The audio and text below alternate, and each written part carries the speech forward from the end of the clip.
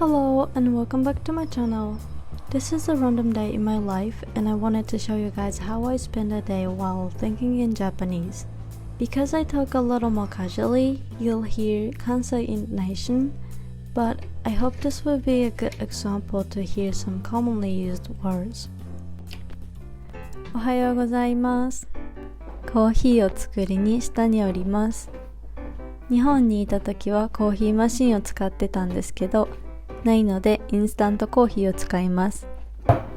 測るスプーンとかもないから適当に入れてます。ブラックコーヒーはあんまり飲めないので、いつもミルクを入れてカフェラテにしてます。部屋に戻ってストレッチをします。時間に余裕ない時は全然やらないんですけど、朝早く起きれたので体を少し伸ばしておきます。だいぶ頭が起きてきたので本を読みます。このラスカルという本はアメリカの古本屋さんで見つけました。結構昔の本で私にとってはかなり読みづらいです。でもアライグマのラスカルめっちゃ好きやから頑張って読みます。最近ポモドーロ法を使っていろんなことをするのにハマってます。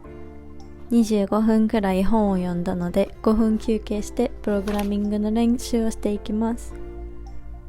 もうすぐ大学の授業が始まるんですけど、それの予習がてら Python というプログラミング言語の練習問題を解いています。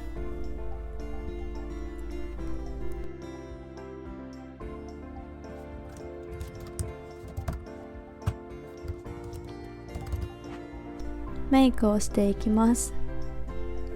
一個聞いてほしい話があって、日本にいる時にバイトをしてたんですけど、一緒に働いてた人から連絡が来て、気をつけて行ってきてねっていう内容やって、特にフライトとは関係ない日やのになんでやろうと思ってしばらく考えてたんですね。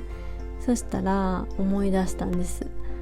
そういえば今日から学校始まるって言ったわ。日本出てから1ヶ月ぐらい経ってるし、その会話も軽い感じやったのに、そんなことまで覚えててくださって、わざわざこっちが朝の時間帯に連絡くださって本当に嬉しかったですっていう心温まるお話でした。日本に帰ったらまた会いに行きたいです。そしてじゃーん、炊飯器を買いました。これは絶対に買うって決めてたので、イギリスに着いてからすぐにネットで買いました。この白いカップ1杯分を1合と言います。1合分の米を入れたので、水も1と書いてあるところまで入れます。蓋を閉めて白米を選んでスタートを押したら炊き終わるまで待ちます。使わないとは思うんですけど、白米を炊く以外にも機能があります。その間にお弁当用に肉を焼いておきます。朝ごはん食べるの忘れてることに気づきました。サラダを食べます。準備完了です。学校に行ってきます。学校まではバスに乗ります。途中で3、4歳ぐらいの男の子とそのお母さんが乗ってきたんですけど、その男の子が I can't see the smell って言ってて、子供の感性ってすごいし、それを無邪気に言ってるのがめっちゃ可愛かったです。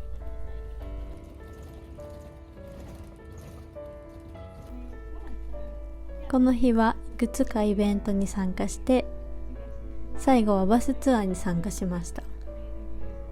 中心街も海も牧草地も結構固まった場所にあって、個人的には不思議な感じがします。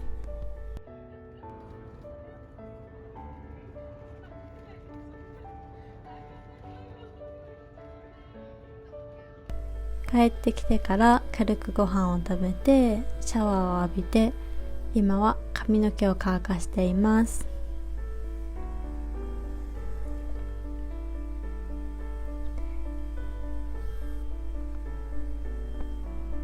これでこの動画はおしまいです。最後まで見てくれてありがとうございました。また次の動画でお会いしましょう。バイバーイ。